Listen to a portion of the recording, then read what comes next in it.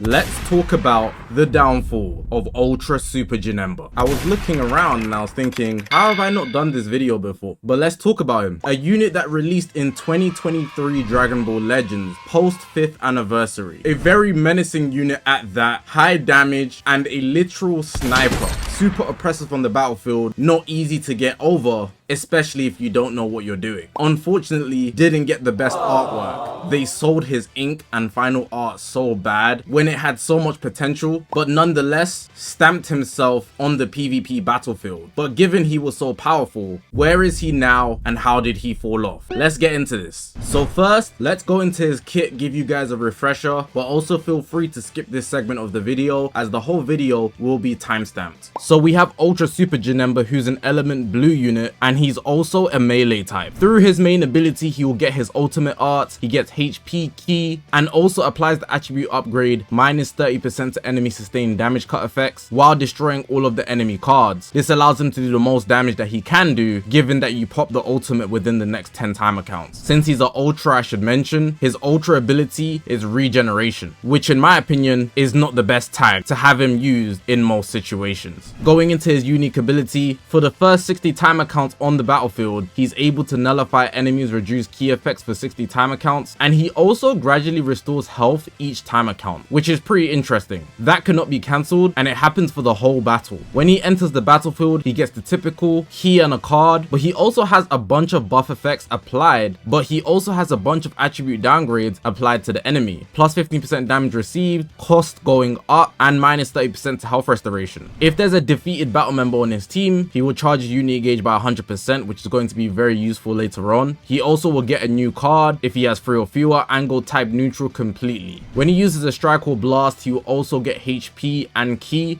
damage inflicted, so he's a snowballer, meaning that as he presses more cards, he will stack up more damage. And he gets cover null for 5 time accounts. Activation counts reset every time his character switches, so the cover null is only once every time he switches in. He has a blast cover change that can be comboed into a blue card, and here's where his unique gauge comes in. It gradually charges as he's on the battlefield or he's on standby, and when his gauge fills, it's a strike counter, so it will counter forward moving attacks, not ultimate arts though. So blue cards, green cards, strike arts, tackles, etc. You can combo the blue card and the ultimate into the strike counter, and when the auto counter activates, he will destroy one of his own cards and draw ultimate arts, but this only happens one time, but the rest of these effects happen every time, the max being 3 times anyways. HP, key, vanish gauge 100%, which is very useful, type neutral against damage received for 15 time accounts, and the draw speed increase. And just to put the icing on the cake, if the enemy activates an ultimate, awakened art, rising rush, he will heal his allies, which only happens once, shorten ally sub count by 10, so somebody could be there to protect him, and he will also cancel the enemy's buffs, so no endurance will be getting nullified. His strike art has blast armor and can apply bleed. It's a 30% chance, but I think bleed is very underrated as the enemy's HP will be ticking down.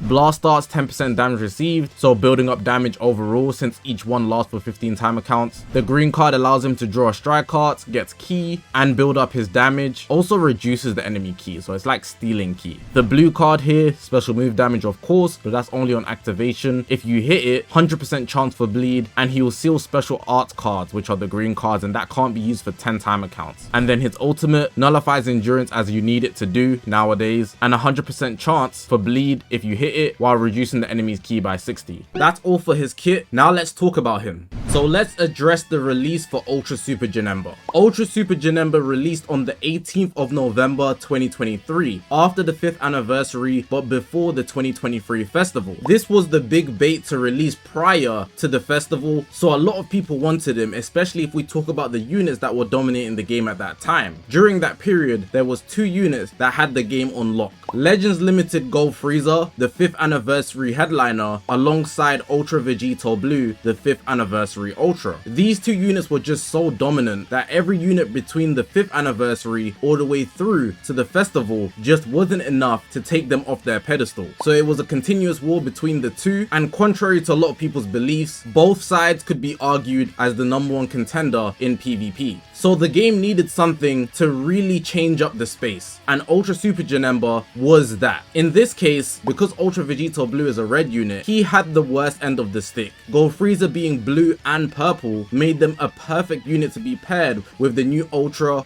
Super Janemba. Him having his counter and then also having the Rising Rush counter on the same team, leader slot being in effect, you were able to dominate the whole game just with those two. Also, not to mention the likes of MVP 17, who was a very valuable piece for the whole of 2023 for the likes of Universe Rep. Ultra Super Janemba's release made movies a real contender in PvP, but still it wasn't complete and was somewhat underwhelming. Other units on that team, we've got PyCon and Super Gogeta in October, the end of it. We had Orange Piccolo, who released in the 5th anniversary part 2, was very underwhelming then, but did get a platinum equipment. And we also had the Gammas 1 and 2. But these units weren't exactly the most dominant, but because they were what existed at the time, they were being used. I should also mention the likes of other Legends Limiteds that pretty much just failed and didn't really do anything or have a major impact on PvP. Two being the likes of Legends Limited Super Saiyan Goku and Goku U from Dragon Ball OG, Path to Power. So this made it very easy for Ultra Super Janemba to swoop in and take the #1 spot in PvP, as that's what Ultras are supposed to do. Being the highest rarity, being the highest value, you'd want that to be shown on PvP. Having this auto counter, which at that time we didn't have many of, made it very difficult to overcome him. At that time, the top grossing Ultra, Vegito Blue, a large population of Dragon Ball Legends players' favorite unit, was heavily shifted for the time being, as Ultra Super Janemba did not allow him to roam free. I think it's also important for me to talk about his circumstance in a bit more detail. So at the time of his release, and as I mentioned earlier during his kit breakdown, he's tailored to be put on regeneration, but at that time, regeneration basically had nothing. The only other unit that you could run on regeneration that would be an actual contender in PvP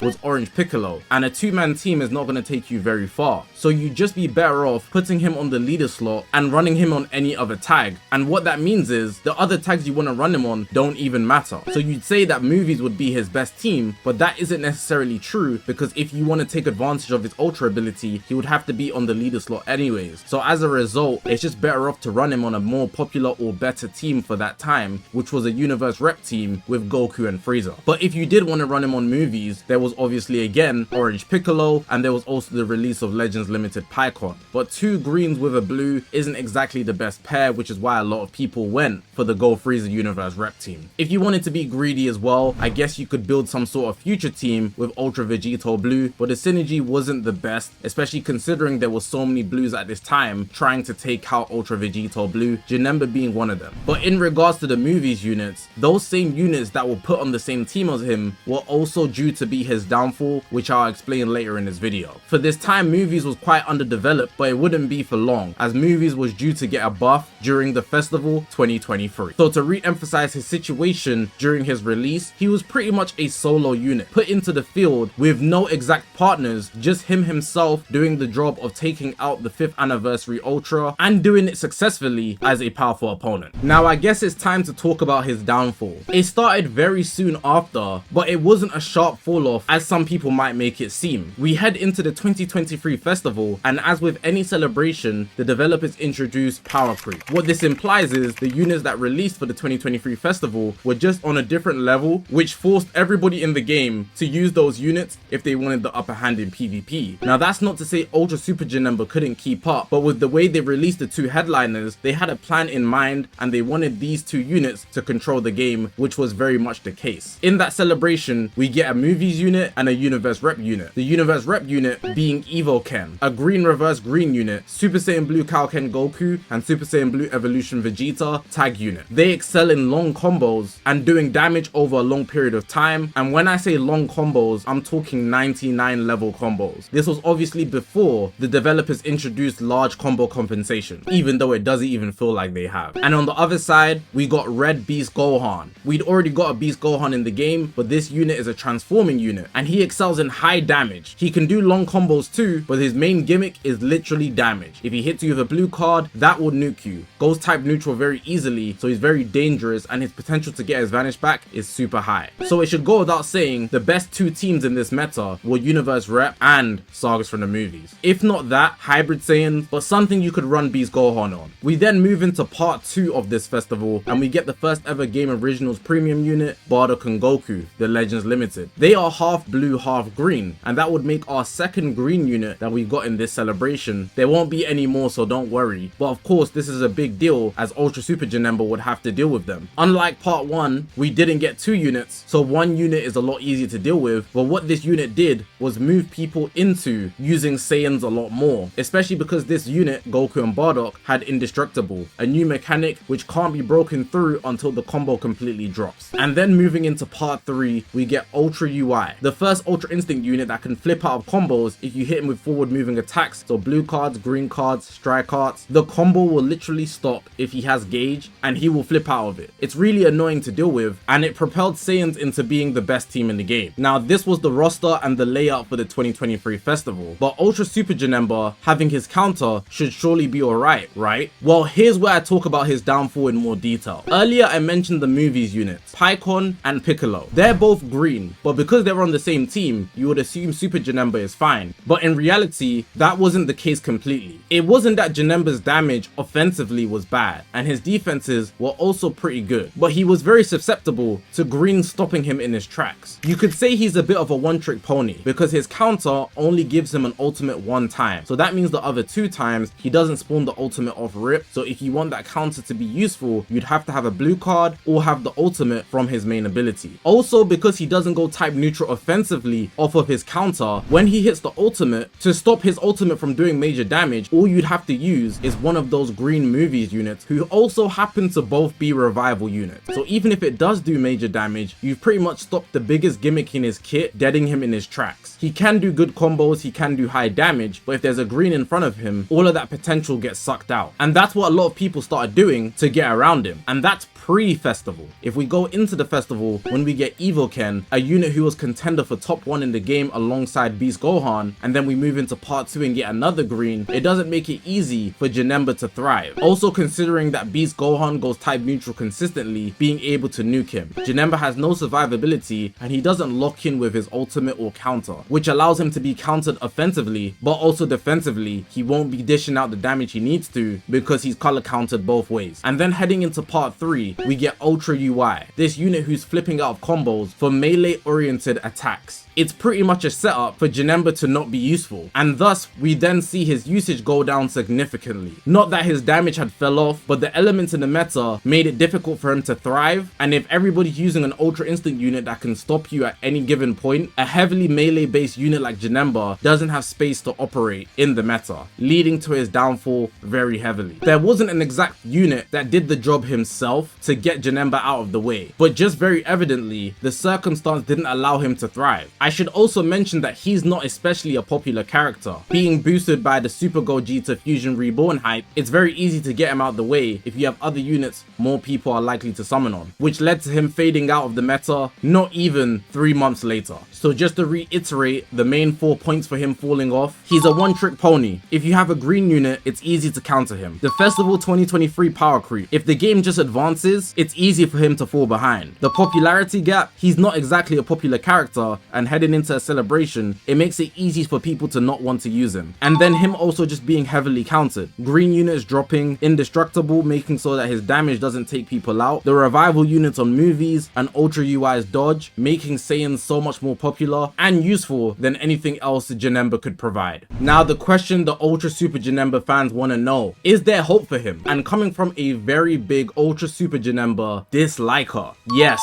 there is a lot of hope for him. This unit has very high potential. If they just tweak his kit just a tiny bit, he will easily become a unit that could be top 1 on his platinum equipment, and this is what I think he needs. So looking at his kit, it's fundamentally built to be extremely oppressive, but because it's easy to work around, referring to how I called him a one-trick pony, it doesn't give him a lot of life. So on his platinum equipment, he needs to get extra ultimate arts when his counter goes off. It doesn't need to be on all 3, but even if it's at least 2, it will make the biggest difference. If not that, he should for sure spawn a blue card past the first counter so he can be guaranteed damage output. In addition to that, they should also give him offensive type neutral every time his ultimate or his counter activates. Either or, not both. If it cannot be cancelled, that will keep him in the meta for an extremely long time, so maybe it should be cancelled, but either way is fine. And on top of that, he He's gonna need the stats, which goes without saying, but the healing factor is what's very important for him. He already has great healing potential, but it doesn't seem to do anything if he's gonna get obliterated anyways. So allowing him to heal at a higher rate, keeping his health high, will give him a better fighting chance against everybody in the meta, especially because he's not getting one-shot. It wasn't apparent at the time, but looking back at it, he was pretty much set up to fail. They spawned him in to take out the one ultra, but he also ended up being an ultra that got taken out. That's going to make the end of the video. I've got some other downfall videos that I want to talk about. For example, the likes of Beast Gohan, who dropped in the 2024 festival, Ultra Super Saiyan 2 Gohan, who had a bunch of life actually, but has now disappeared, and also Legends Limited Super Saiyan 4 Goku. His downfall was pretty dark, considering how high of a pedestal he was on. So out of these three, let me know which one you want to see first. But hopefully you guys did enjoy this video. If you haven't already, make sure to press the subscribe button. We're on this grind to 200,000 subscribers. I appreciate you guys for watching the video, man. My name is Zakashi, guys, and I will see you guys in the next one, man.